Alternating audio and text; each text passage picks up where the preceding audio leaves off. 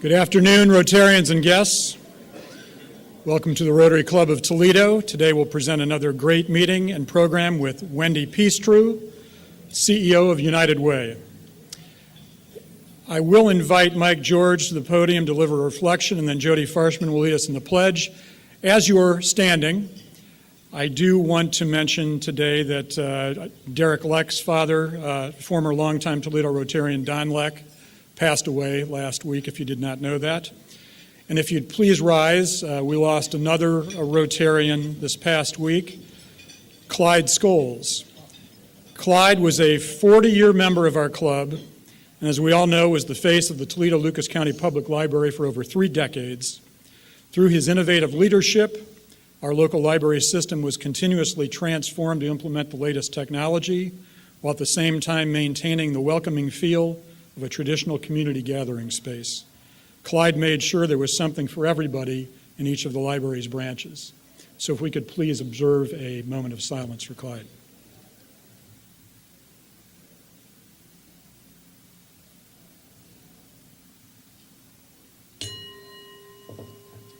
Thank you. Mike?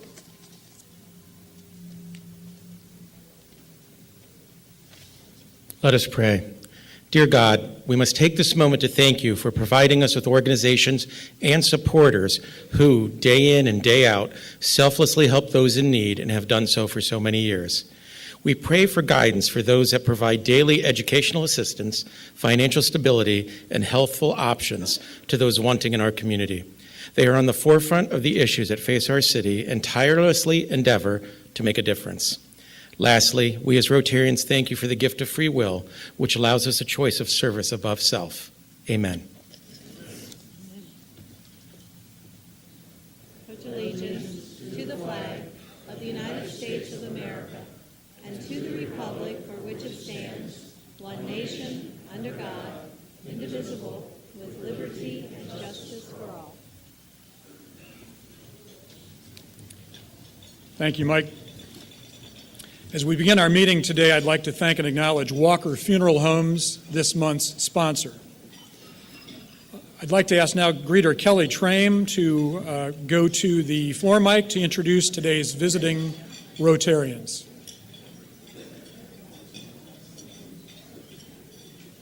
President Dick, we have 5 visiting Rotarians today. Visiting Rotarians, please stand as I read your name and remain standing until President Dick welcomes you. We have with us past District Governor Deb Cheney from Waterville.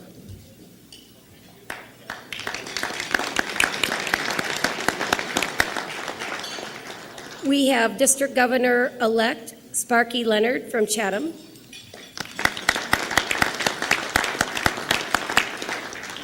We have John Lippis from Sandusky.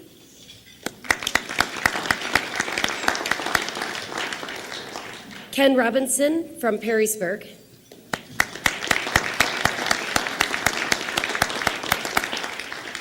And past District Governor Jerry Jackson.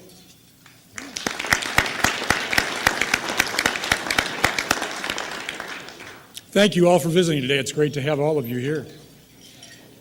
Does anyone have any guests they would like to introduce? If so, please go to the floor mic and introduce them so we can see you and your guests clearly.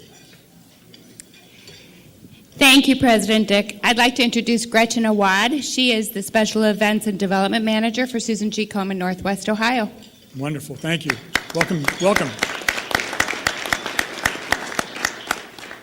President Dick, I have Debbie Gossman and Christine Slade. Both are audit principals at Raymond. Welcome. Glad to have you here today.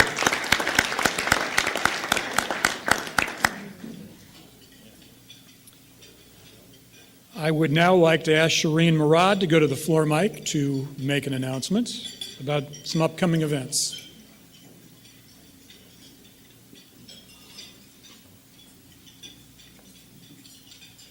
Good afternoon, everybody. We have the event of the year right now coming up for our Rotarians for a happy hour at the Final Cut this Wednesday at 5 p.m. It is a free event, and I really would like Rotarians to come and inspire the younger leaders of Toledo to join us for their future at the Rotary. The more we have you guys talking to them allows us to bring them on board. So I really would appreciate it if you guys came. I know on Wednesdays we do have bowling, but there is a lot of us here that are not bowlers, so we need those people to come join us. We can sign up on the website, right on Rotary's website. We also have Stranahan Theater March 7th. We have at 6:30. We have a live from Nashville, Drew Parker and Elizabeth Stewart. It is a free admission to any Rotarians and their guests. Thank you guys so much, and we'll see you on Wednesday. Thanks, Shireen. I do want to thank the casino for supporting that event on Wednesday. They are a corporate member, and it's great to be in partnership with them on that. Now I'd like to ask Scott Hinshaw to come to the floor mic to make an announcement regarding the Member Engagement Committee. Thank you, President Dick. I'm going to have to respectfully disagree with Shireen. I have the event of the year that I would like to. All right. So I don't know if you guys saw last week, but Duke UNC men's basketball was a crazy game. So was Michigan State last night. And this exciting basketball season has led to the renewal of our March Matchness event this year. So we're going to bring it back. And March 22nd, we're going to be at the Toledo Club from noon to 8 p.m. watching the first round of the men's college basketball games. It's going to be a great event. We're going to have plenty of TVs there for all the games, thanks to David Jameson and Jameson's Audiovisual. We're going to have food, and we will also have celebrity bartenders competing for your tips. Those tips will be donated to the Toledo Rotary Foundation. And best of all, we have several generous donors that are going to match the first $10,000 of those tips, including the Makulinski Family Foundation. So we're really looking forward to this event. It's going to be a great time. It's open to all, so bring friends, bring coworkers, whomever you want, and look forward to seeing you March 22nd. Thanks. Thank you, Scott. That will be a great event.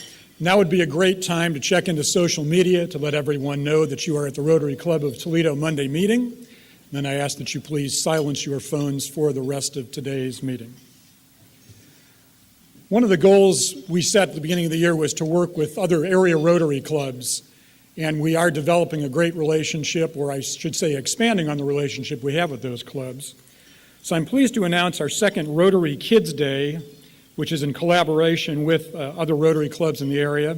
It's going to be Saturday, March 16th, 8:30 to 11:30 a.m. at the Toledo School for the Arts.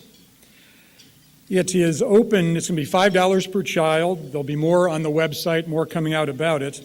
It's for children kindergarten through 8th grade, so bring your kids and your grandkids. It's open to everyone, not just Rotarian families. The morning will include exploring musical sounds, decorating musical instruments, and musical performances. In addition, we'll be collecting donated musical instruments that morning.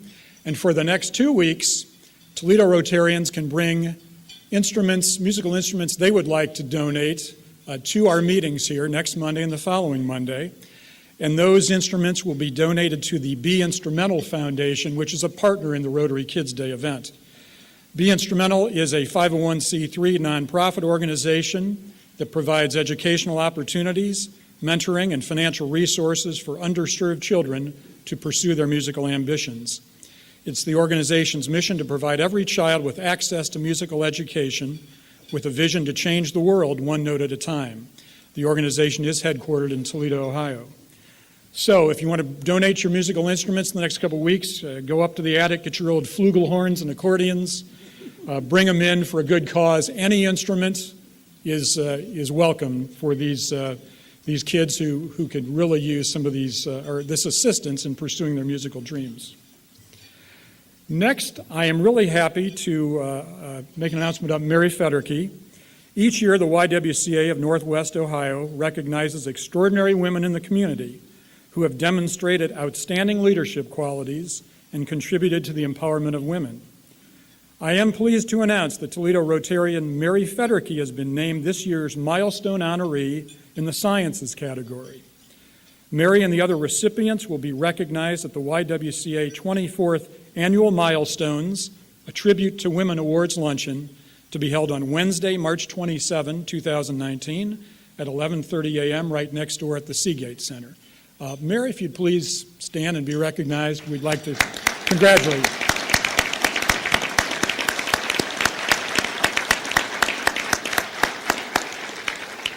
It's a great honor and another great Rotarian doing wonderful things in our community.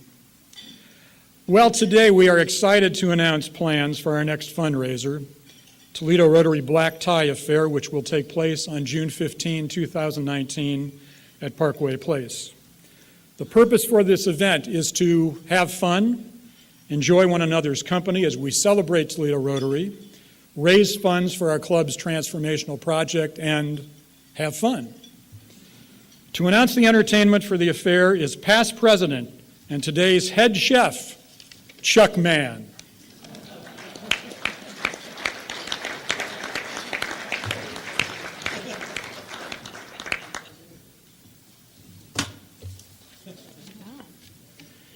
Thank you, President Dick. When I was asked to help out with this announcement, it was during a long call from our chair, during which I wrote down the words, "Mud Hens Roast," on my bar napkin. When I sobered up yesterday, I got to work and called honorary event chair Walt Churchill, who made special arrangements, and the next thing you know, most of us have literally enjoyed an exciting preview today right here at the Park Inn. Look at the plate in front of you.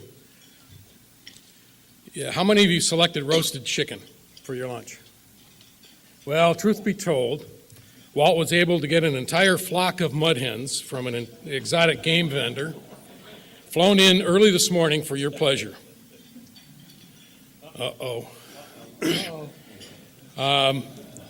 So it is, it is my honor today to announce that this year's Black Tie Affair, we will be roasting a very well-known Toledo celebrity. Everyone knows him, everyone loves him.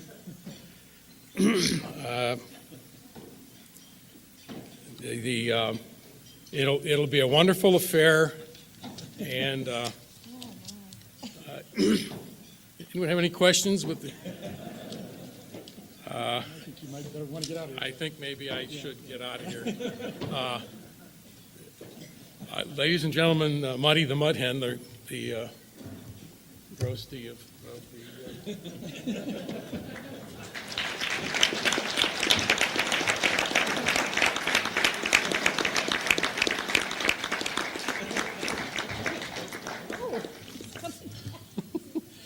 And what do we learn here today? Tastes like chicken.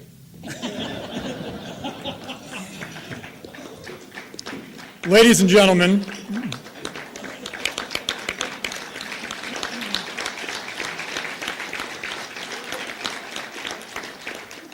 I want to present the real honoree in our 2019 Toledo Rotary Black Tie Affair Roast, the president and CEO of the Toledo Mud Hens, Rotarian Joe Napoli.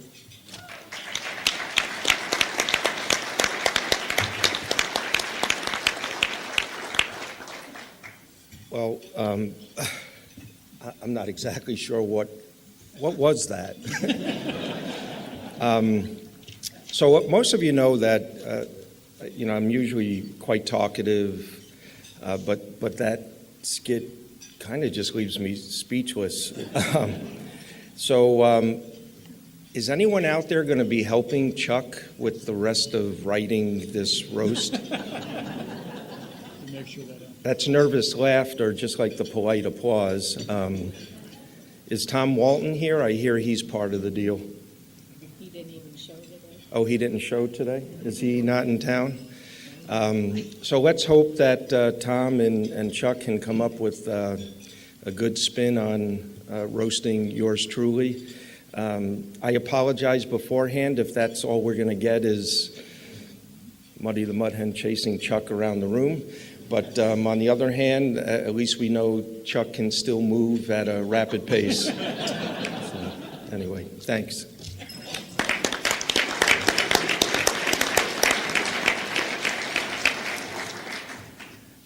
I would now like to invite Dick Feist to the podium to introduce new member Bill Scott.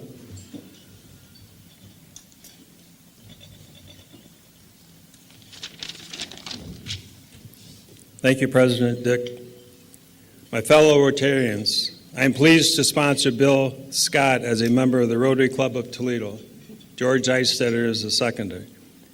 Bill is a tax manager with the Toledo office of the accounting firm Clifton Larson Allen, known as CLA.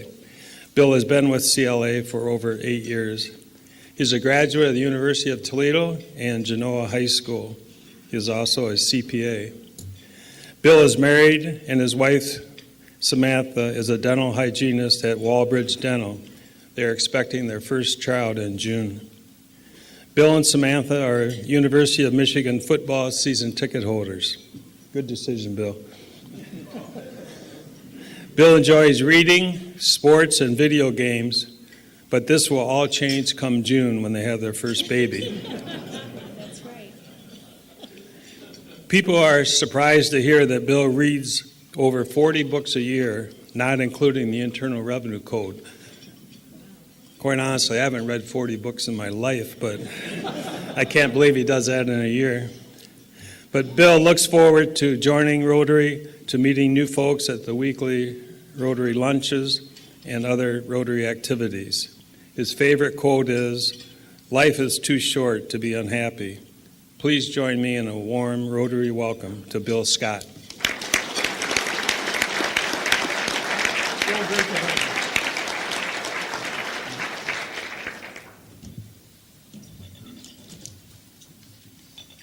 Now I would like to invite First Vice President Peter Handwerk to the podium to introduce new member Gonzalo del Castillo Araspide.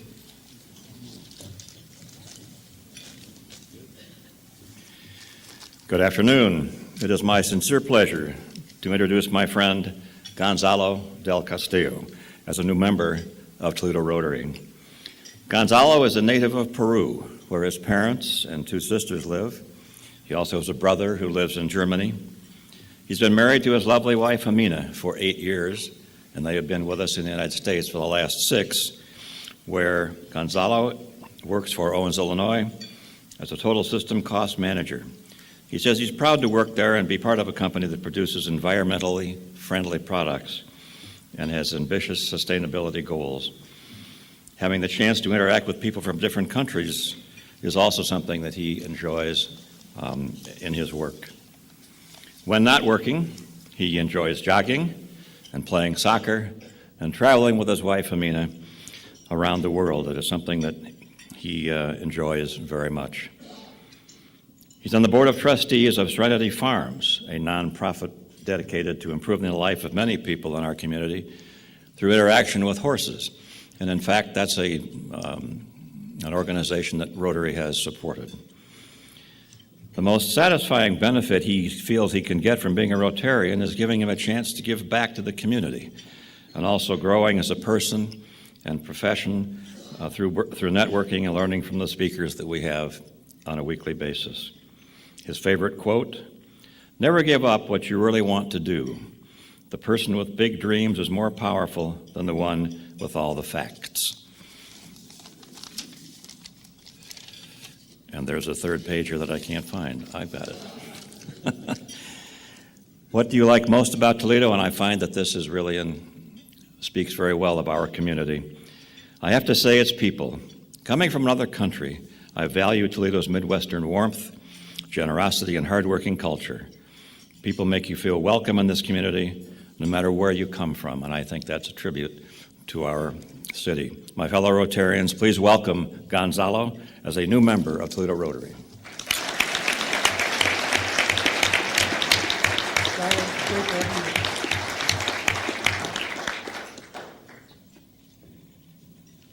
At this time, I'd like to invite Rotarian Tom Palmer to introduce today's speaker.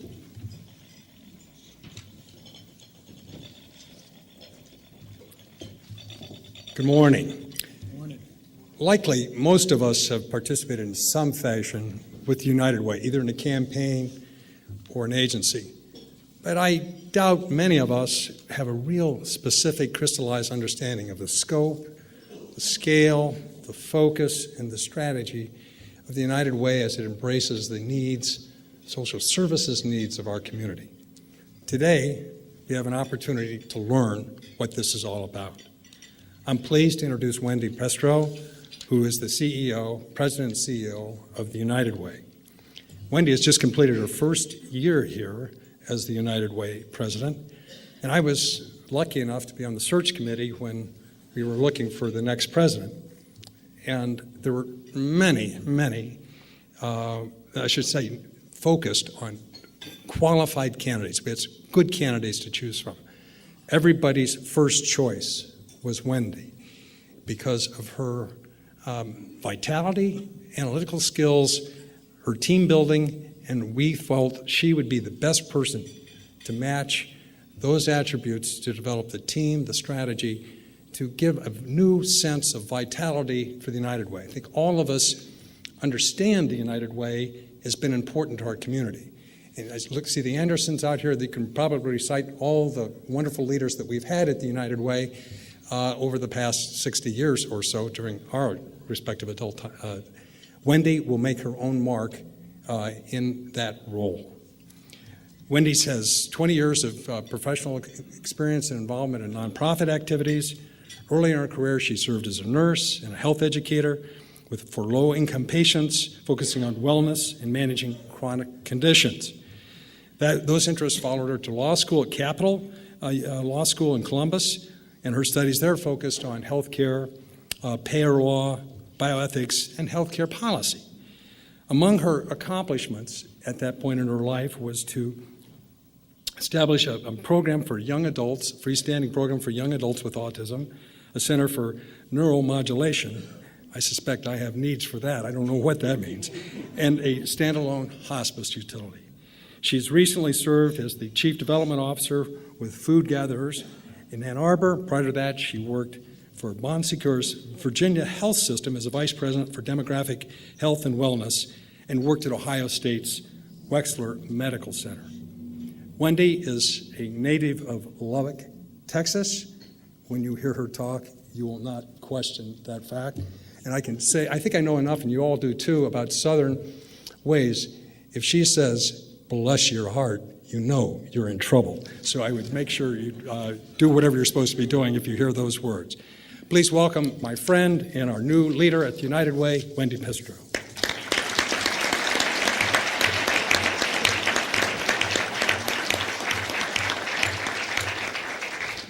Thank you, Tom. That was a lovely introduction, and you're right about that bless your heart thing. It is very, it's code, and we live by it, but, you know, it's one of those things. But I have loved being in Ohio. One of the things that brought us here, it was sort of interesting. We were working and living in Virginia, and my husband is a Michigan man. He graduated from there many years ago, and once when we were on campus for a football game, he said, you know, Wendy, if I could work anywhere in the world, this would be it.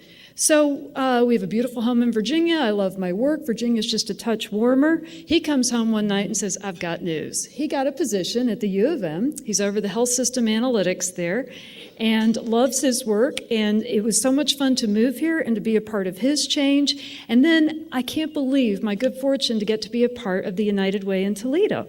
I feel like I've been practicing my whole life for this. As Tom mentioned, I started as a nurse, then I was a public school teacher. I got interested in the law and have spent many years in nonprofit fundraising, always a focus on trying to figure out how a community can be better. I have lived in Philadelphia, Columbus, Washington, D.C., Houston, Richmond, and Ann Arbor, which that's a little different, and now Toledo. So very excited to be here. I would like to ask members of my team to stand, please, at this front table. They'll be humiliated by this, but I want you to get a look at these beautiful faces that make wonderful things happen every day at United Way.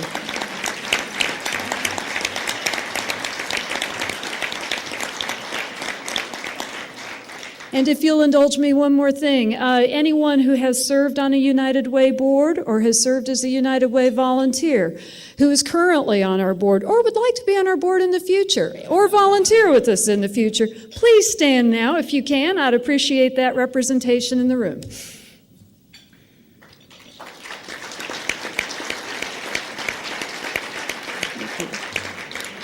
Thank you. So we've got a lot of hardworking folks here who've really helped the United Way, and we're going to talk a little bit today about what I have learned in the last year and then some things we're going to do to take a little different direction. But it's been an interesting process. Now, first and foremost, I walk around with these blue books, and I started off by taking notes. Every time I meet with somebody externally, I write down words in these books to remind me of what we are, who we've been, and what we might need to be going forward, and that's been very important to me. Now, admittedly, when I got here a year ago, and I had good friends that asked me to apply for this position. They are wonderful leaders in this community, and I make the joke, I'll get them back later, but they've been very helpful in seeing me through this process. And Tom, being on the search committee, he gave me advice, too, on how to approach things, even in the interview process, what Toledo needs. And I think there was a point. Toledo is a very forgiving, loving community. You get second chances here. You have the opportunity to take something that may not be as strong and make it better, and you will have space and time to do that. And I want to thank everybody for that and the folks I've talked with in that space. Now, first and foremost, some things that I learned about United Way. I'm not lifetime United Way, and so I had to learn a little bit about the culture, but also what United Way means to folks here. So starting off, they said United Way should not run programs, that's not something we're well suited for. And I agree. That was an interesting thing to learn about. We had a strong history with that. A number of United Ways do run programs, but it's not maybe right for us here in Toledo. The need for transparency with United Way. We know this is an issue throughout the country and something that's been discussed over the years.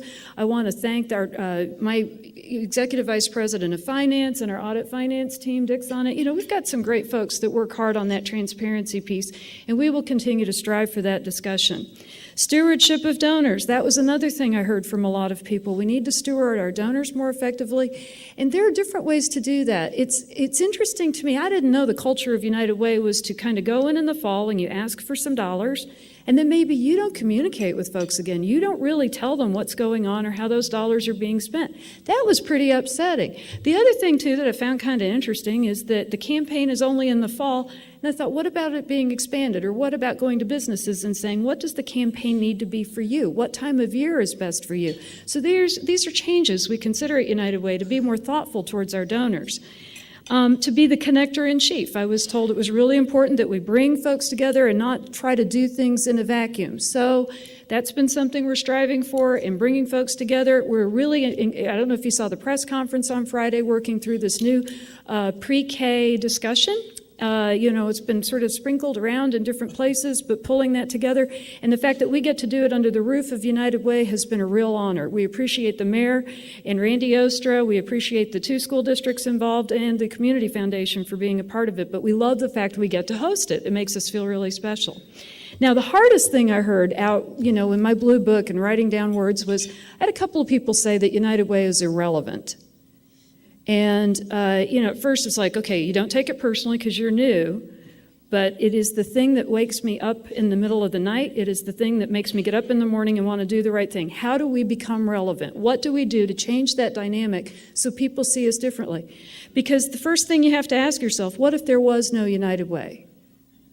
What if that wasn't a part of your community? That would be a tough thing to explain to people from other communities. Why couldn't we make this work? Why couldn't we make things happen for our United Way? Now, United Ways can look different. Are we going to, again, in the future, have a $16 million campaign? Man, I hope so. But if we don't, what do we need to be as philanthropy and different people take in spaces and make things work in a community? There's always a place for United Way. And we're going to talk a little bit about how that looks going forward as I've learned from you all about what we may need to be going forward. Now, as you know, United Way is 100 years old this last year. Did you guys know that? And we've been celebrating it, very proud of that history. And I don't know how many of you have a red feather pin, but one of my favorite stories when I was out learning about United Way was a gentleman who got his United Way red feather pin when he was a little boy. Apparently, the sisters at his school would make him give the change out of his pockets every day until he earned his red feather. He took great pride in his little red feather, and I thought that was great. Now, he did ask me if we asked children for change like the sisters did of him, and we said, no, it's not really what we do anymore, but appreciate the thought. But the fact that he had such pride in his red feather, we want people to have pride in their red feathers going forward. So we're going to work hard towards that and keep our red feathers with us to remind us of that value. So, what are we doing? The 4 pillars at the United Way going forward and the things we're really focused on. Pretty basic. A more targeted focus on resources and putting our resources in space where we can have an impact. It's sort of narrowing the focus. And I'm going to go over some of this with you in a few slides. Stronger collaborations are key. A high level of data research and analytics. We're going to go a little different direction with that because I'm married to somebody who thinks about that all day long and drones on about it. I had that moment of, that might be good for us. We need to go that direction. So I've learned a lot about that space for us. And then moving towards a coordinated funding model. These exist in some other communities, but through their data analytics and through a lot of investment with other organizations, you get very directed around how to make the dollars work. And that way, your nonprofits don't exhaust themselves, even RFP processes, that sort of thing. If we can narrow in on the granting processes and make it easier for them, we think that would be really key to making our United Way and our community stronger. So first and foremost, I was sort of taking from other leaders and other businesses that found themselves in a difficult space, turning it around. And I always thought Marvel Comics, have you ever looked at their business plan? And they were in sort of a tough spot years ago, and they basically sold out their characters. They loans to Disney and Merrill Lynch and used that as collateral to create Spider-Man and Daredevil and to just recreate themselves. And that has worked really well for them, and you look at their success now. How we recreate ourselves is to take a model where we've invested in a number of organizations, and we're bringing it down into a collaborative funding model, which I'll show you in just a second. Now, return to your roots. IBM listened to its consumers, and I think we should too. When you return to your roots, for IBM, it was to become that one source for information instead of trying to compete with a lot of different machines. For United Way, this is where we're really looking at this data department. We want to be the best at assessing nonprofits and showing their connectivity. And so we want to be that one-stop shopping for donors, for nonprofits, for corporate funders, anyone who is interested, and make it publicly available to folks. I'll talk a little more about that too. Now, as I look at the faces at this table, one of the things that struck me when I got to United Way that was tough, they had a lot of turnover. A lot of people were leaving an organization that was having a tough time. And sitting down with different people and talking through who and what they want to be professionally, where they'd like to go, what they'd like to see the organization become was a very important part of the process. And it's amazing to find how many people want to stay with you if they're just given a chance to try something different. So it's been a lot of fun to see people explore some of those options, especially Lucas just recently came to me, wrote his own job description. It sounded good to me, and so here he is. So be creative in your space. They're a wonderful group of people, and they deserve the best. They've stayed through some tough times, and we're hopefully moving forward with some things they enjoy and like as a team. Creating right product at the right time. Nintendo started making playing cards in 1889. Did you guys know that? I thought that was kind of interesting. So you think about Nintendo, here we're talking about playing cards, then they went to different kinds of games. Then we know them in the video game space. When there was a collapse in the video game market, Nintendo stepped back away from the others, and they looked at how to go after the American market with American characters. And it's all about productization and how to market it and keep it clean. And that's something else we're going to try to do at United Way. Again, narrowing focus, but also narrowing in on the products that we offer our community, like Hubs and 211, Imagination Library. We'll talk through those a little bit and how they're part of our future. Also, and I liked this, was the concept of compassionate competition. In 1997, Apple almost went bankrupt. They offered non-voting stock shares to stay afloat at $8 apiece. Microsoft took them up on $150 million worth. Then, in 2003, Microsoft sold them. They could have eaten them alive, but they didn't. I always find that sort of fascinating that choice was made. It's very counterintuitive to business. But both companies, the leadership at both said, we don't have to see one go away for us to be successful. We find ways to work together. I think that's true in the nonprofit space as well. I find that internally, we had a lot of team members that they feel competitive towards organizations that they really shouldn't. And then I have people ask me externally, how are you going to deal with this or that related to the competitors? And I'm like, our only competitor in nonprofit is consumerism, right? We've got to just focus on being the best thing you can invest in, and there's space for all of us at that table. And being thoughtful about how to deliver that and communicate it and put people in touch with that philanthropy is essential. Years ago, I had a donor who, this was pretty amazing. It was when I was in neurosciences at Ohio State, and she had $4 million in a trust that she wanted to give to the organization, and she wanted it specifically in a research side for a cure for a neurological disorder that killed her husband and all 3 of her children. She had no one to give this money to. The pain in her life was unbelievable. She was 92 years old and really trying to figure out what's the best place for this money to go. To this day, I don't think Ohio State knows I did this, but I talked to researchers there, and they said the best work in the curative space is being done in Rochester. So I put her in touch with Rochester because it's about her. This was about her family and her loss and her pain and how she can invest in something that might redirect that. As it turns out, she ended up giving the money to Ohio State in the long run because we had a sleep study going on that was, and a lot of research done in that. She said that was something that was so horrible on a day-to-day basis for her family. She felt very strongly that that research was powerful and what she wanted to be a part of.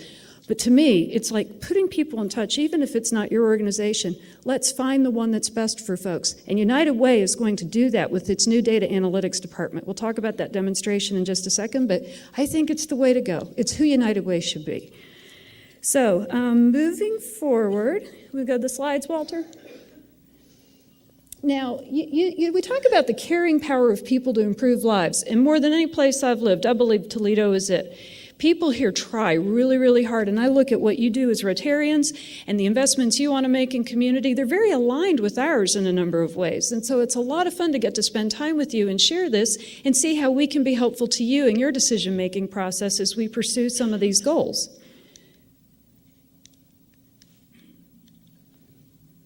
Did I do the... You know, it helps if you turn it on. It makes a big difference. All right, there we go. Now, 211, how many of you are familiar with 211? You know the story, you've heard of it, that sort of thing? So, 211, it seems to me, it's funny all the history you get when you get in a job like this and people tell you, oh, well, I remember when they moved it to Cleveland. Well, right now we're looking at how to bring part of it back locally, how we have more representation in 211 here in town.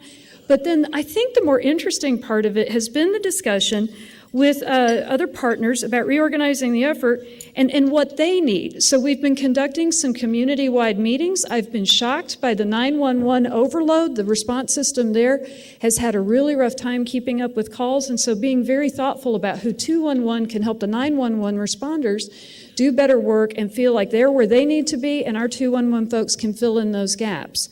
As we move forward with the 211 space, some of the things that you even consider, how many of you knew that if your phone runs out of minutes, and think about a lot of folks are really, they're in that space where they don't have unlimited data, they have to count on those minutes, their phone will only dial 911. And if their need is something maybe not as dramatic, like, you know, they need to get to a food bank or something like that, that's the only option they have to get that resource. So we're looking at how can 211 be an alternative to that number, and we're actually working with legislators at the federal level with the FCC so that even on your phone, you've got the option to call 211 and not drain the 911 system. That's one example of how we try to move forward with something a little differently. And then again, bringing in the other partners for the discussion. 211 calls that have been interesting. We had a woman who called and she was in need of furniture.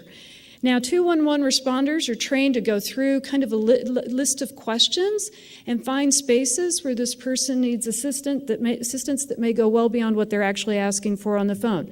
So when a woman called asking for furniture, found out she's a victim of domestic violence, she's afraid to leave her husband because of the health insurance, and so they were able to connect her with resources so she could leave an unsafe situation.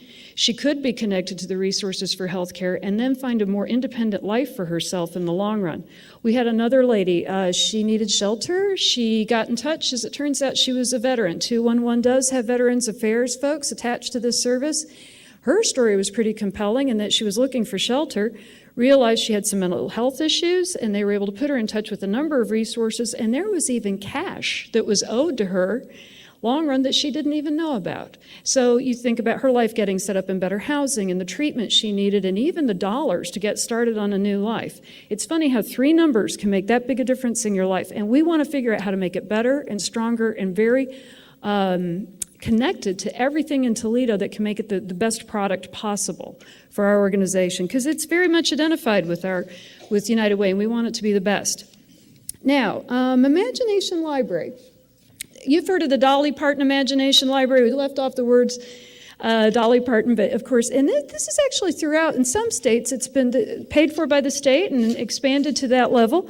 We are working through it. Now, our women's initiative supports this effort. When I first got here, I had a couple of people tell me, you probably ought to do away with that imagination library. I didn't know much about it. So as I started to learn about it, I thought, no way, I'm not touching that. I got 400 really fierce women out there raising money for it, working hard and making it happen. Then as you dig down on the data, you look at the expansion of the program, you look at the numbers that come in, that it's actually impacting children and making a difference in their lives. And for those of you who are not familiar with the program, $25 a year, and a book is sent to a child's home each month from age 0 to 5. And it indoctrinates them into a time with reading with their family. That's what's encouraged. But what it also does, and this is where we look at the long-run goals of ours, and of course Rotary's, this sets up that family to be thinking about that pre-kindergarten space. And with this data, where we learn about these families, we learn how to connect with them and relate to them. We can also educate them a little bit as Toledo moves to pre-K space that's really strong, and we have affordable and/or free to families.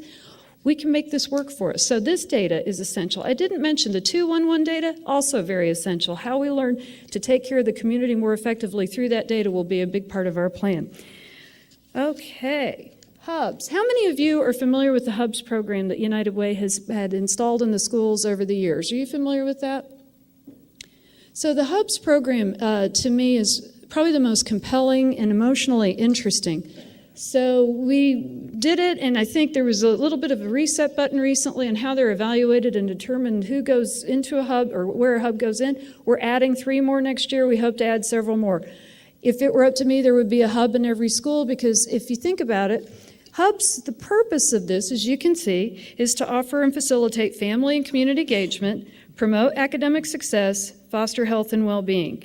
Teachers have so much on their plate. So when a child is homeless, or a child needs food, or maybe behavioral health services, it becomes overwhelming for a teacher to be able to accommodate that and teach. So if you think about it, Hubs is a teacher support system, not just a family support system. The scores get better, and the families feel like they have a safe, accessible, anonymous place to go for help when it's in a school.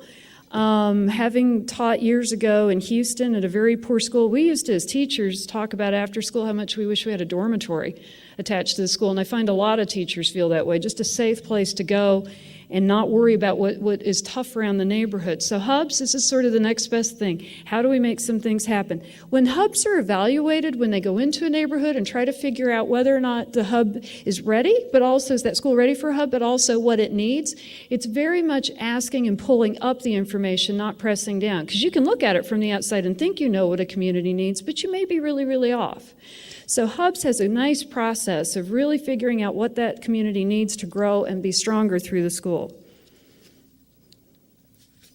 Oh, and by the way, this was branded with TPS, which I thought was nice, a nice community effort with TPS.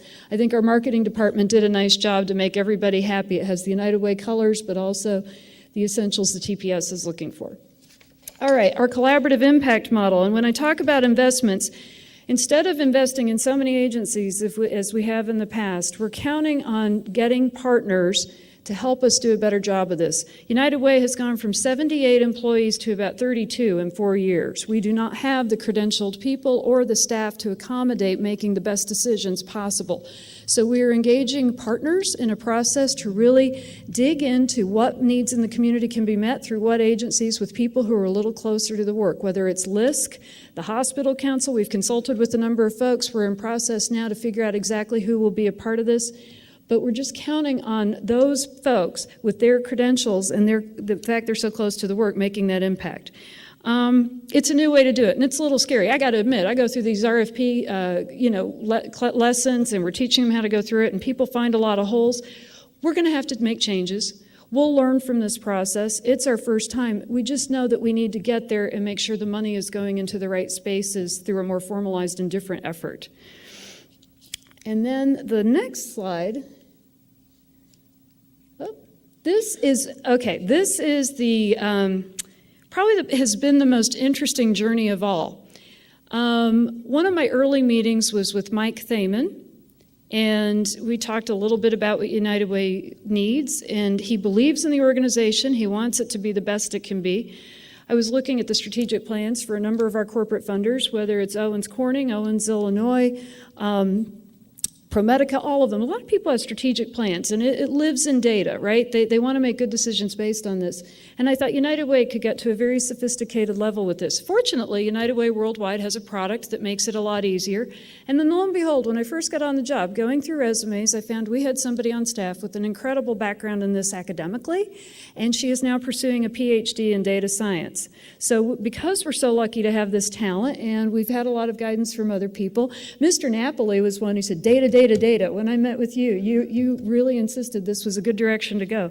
So what we've done is we have formalized at the board level a digital and data strategies team. And so this board level committee are volunteers, and it includes the CIO from Owens, Illinois, the CIO from Dana. We have a vice president from Anderson's. We have a vice president from Owens Corning, people who work in these spaces and really know how to elevate the conversation in an organization. With this board level committee, what I like too is there's balance. I've got the academics on there as well. From BGSU, we have some great professors helping us with this, as well as the University of Toledo. The way I look at it, the academics can really help us with best practices and how to collect this information and how to warehouse it and maybe do some modeling with it, but it will be the people who work in industry that teach us how to make it actionable. All of this will be available to our nonprofit organizations, and we figure this is our we are offering something to customers. United Way is, it's sort of funny because my data team, I'm like, United Way is not your customer. Everybody is your customer. So this is going to be a tremendous asset in the long run. As we build this out, we will keep you posted. I'd love to, for you guys to visit the website and play with the model and the dashboards when they're available in the next 2 weeks. But we think this can have a big impact on how the nonprofit space is viewed. We are working with the Center for Nonprofit Resources, Aspire, TPS, and a number of other organizations to get their information and data. The thing that's a little painful in a community, you see where data gets siloed and it's not shared, and then it doesn't do anyone the good it could. That's where our 211 data will get layered into this. So in the long run, I hope that this is a nice asset for the community, and again, instructive to how we invest and make good decisions and learn who's doing it well. The number one thing with this model is to be issue-driven, not agency-driven, not personality-driven, not something out of the gut of your, out of your gut. Truly an issue-driven piece, putting a blindfold almost on those agencies and everything, and looking at who's doing it best, and then take it off and figure out who those folks are and how they can work together. It speaks to the collaborative funding in the long run. When we get those blindfolds off and figure out who they are, then this product that we're offering also shows how they can apply for grants together and what it looks like in that space and what's available to them. And one other, and I know Lucas is excited about this, it also has interest in policy and legislation and attaches information on those fronts to this data. So hopefully you will find that to be an asset in your work as you make decisions personally as an investor and or in a community investment. And especially as Rotarians, I think it's something that could be really helpful to the organization at large. So a couple of things. Going back, as we talked about, the need for transparency with our organization. If you haven't had a chance, we're trying to tell our story. Please visit our website. I think it's so much better since when I first looked into this job. It's beautiful, and I think the Changemaker blog is fantastic, and you can learn a little bit about the investment in agencies. We have a new webinar series. We had somebody who actually went out on that limb and talked about transparency and nonprofit. A young lady who's joined us, Jill Bungie from Food for Thought, has a nice discussion. And what I like with a younger person like that telling the story, we all have to figure out how to be better for the next generation of donors, for the next generation of volunteers and members. So how do we do that? And I really think it's interesting to see this discussion through her eyes. Stewardship of donors. We really hope you look into affinity groups with our organization, volunteering, visiting an agency. We've got a lot going on this spring to really try to elevate that conversation and hopefully feel like United Way is not something that you just see in the fall when they ask for money. United Way is with you all the time, and you can see the impact. And then connector and community, we're really working through with the 211 space, the pre-K discussion, our advocacy work with the agencies, and then this work in data, really trying to pull it all together and be the place that's the hot spot, the place that brings it to you in sort of a consumable, easygoing way to understand it and to make it a stronger community. So I hope this helps. I feel like I'm a little all over the place sometimes, but I just want you guys to be really, really happy with the direction your United Way takes as a focused, data-driven organization. And we work well with Rotary and make things happen in the same spaces, because we all know that the financial stability of our families, the health and wellness of our families, and a good education for all in Toledo are the most important things we can invest in. So thank you so much, and live united.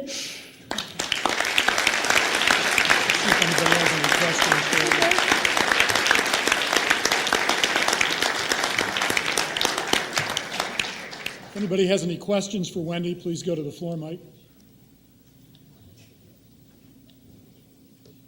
If not, I guess you covered it. Oh, cool. All right.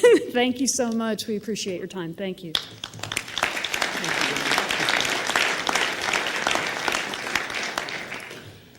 Thanks, Wendy, for today's great program. To show our appreciation, our Toledo Rotary Club Foundation will make a donation in your name to the Rotary International Polio Plus Foundation. And we'd also like to present you with this book about historical tales of Toledo. So thank you very much. You're welcome. Thank you.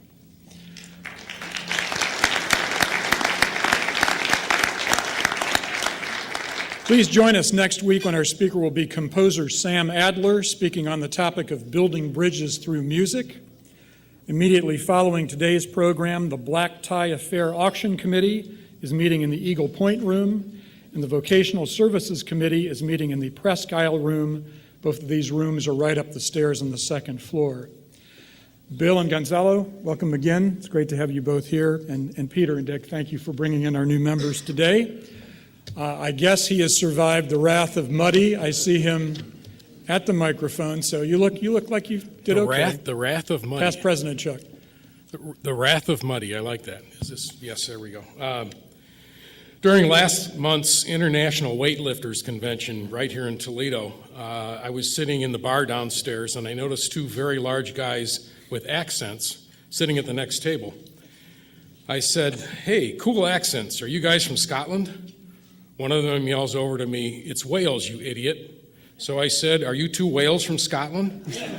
I don't remember much after that. Thank you, Chuck. I hope you all have a great week. Let's remember to be servants out there so we can be the inspiration. We are adjourned.